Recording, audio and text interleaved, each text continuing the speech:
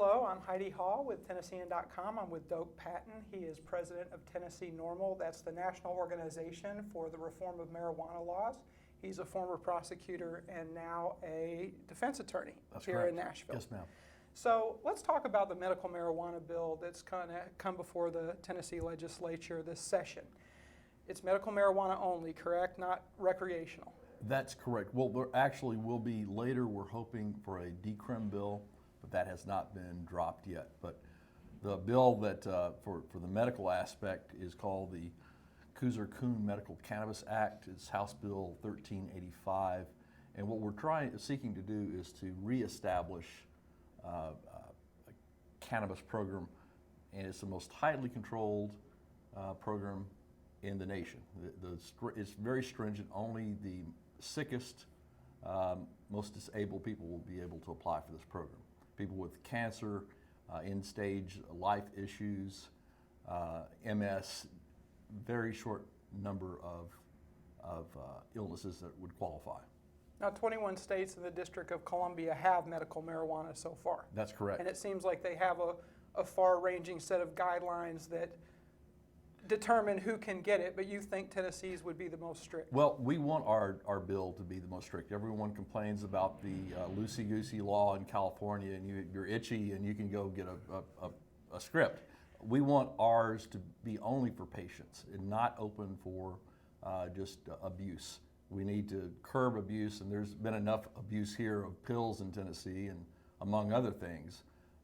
We're not promoting that at all. This is only for the sickest patients that are dying, that are just suffering, that at least let's give them this opportunity.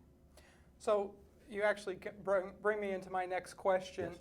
There have been some complaints about the concern for abuse, that already kids can get a hold of their parents' Valium prescription or Xanax. Now they'll be getting a hold of their parents' medical marijuana. In fact, there was a study out of Columbia University in New York that attempted to tie states with medical marijuana to more fatal accidents. Right. It kind of makes that connection. So how would you respond to those concerns? Well, I think it's like any other issue. You can abuse cheeseburgers. You can abuse. I don't believe the government ought to tell me that I shouldn't drink a certain size beverage. I believe that's my right to put in my body what I wish. Now, if I go out and abuse that and I drink and I cause an accident, that's a totally different scenario. And it's the same way with cannabis as well. You can be under the influence of cough medicine, you can be under the influence of cannabis, alcohol, whatever it is. Those people need to be punished, and we have laws in place now to punish those people. So I don't see that as a giant concern. Mm-hmm. Let's talk about the Madison family. Right. They're a Nashville family. They have a Right. daughter who is profoundly disabled Profoundly, yes.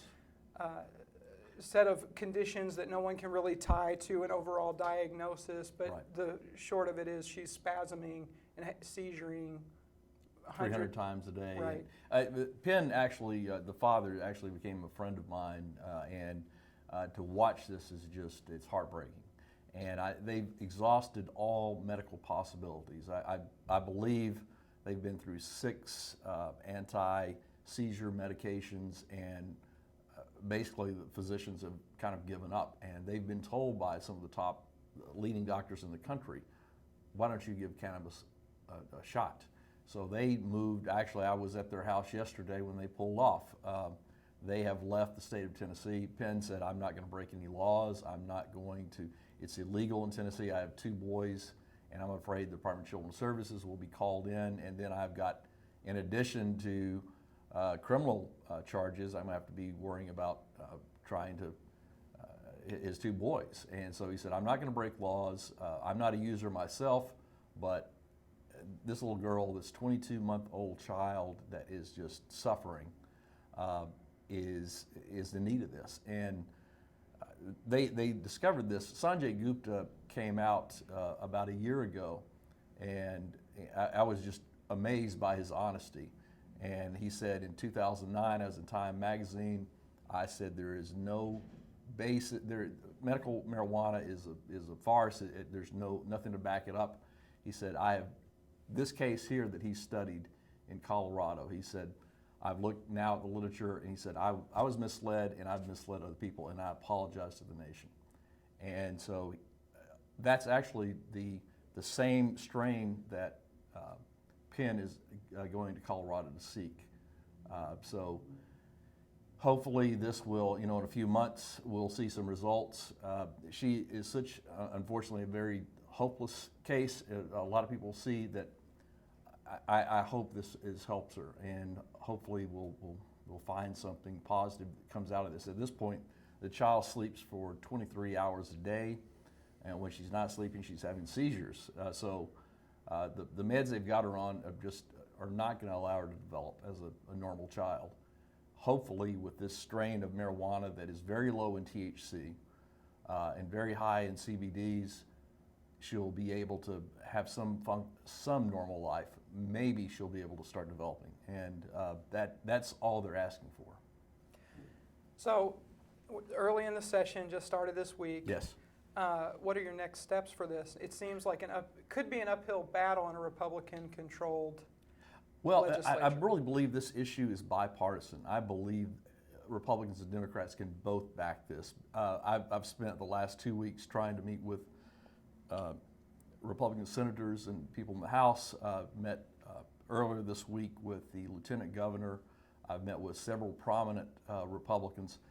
One thing that really struck me Monday, and I won't mention a name because I don't want to out this person yet, but he said a physician approached him and said, I really think you need to ask your constituents about medical marijuana. And he said, okay, it's ridiculous. I've been against it for all these years. I don't think it's going to change my mind. He started actually talking to his constituents, actually asking them. And he said, I was blown away. He said, I cannot support it just because the leadership right now has got some questions, but I would vote for it tomorrow. He said, I've totally changed my mind. And hopefully he's going to be talking to some other of his colleagues, and we'll have some people that stand up and do the right thing. And we'll hopefully have some courageous lawmakers that come out and look at all the issues. We're going to have some physicians actually go to the General Assembly next week and hopefully meet and talk to some of our lawmakers. That's our next step.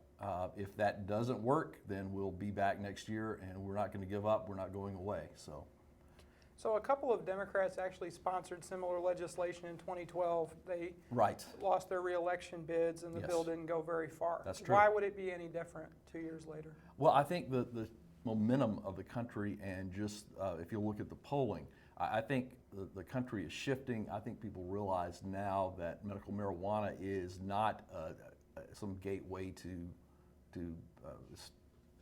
no man's land where people are just going to be, crime and violence and all this.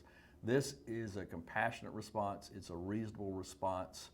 And I think if we just isolate what we're looking at, and this is for medical patients, they're seeking an alternative therapy. It hasn't been studied as much in the United States as it should have been because of our laws we have. It has been studied quite a bit in Israel, and they're finding some amazing studies are coming out. I believe this is an issue that's it's come because this would not in any way burden the state. This would be a revenue generator.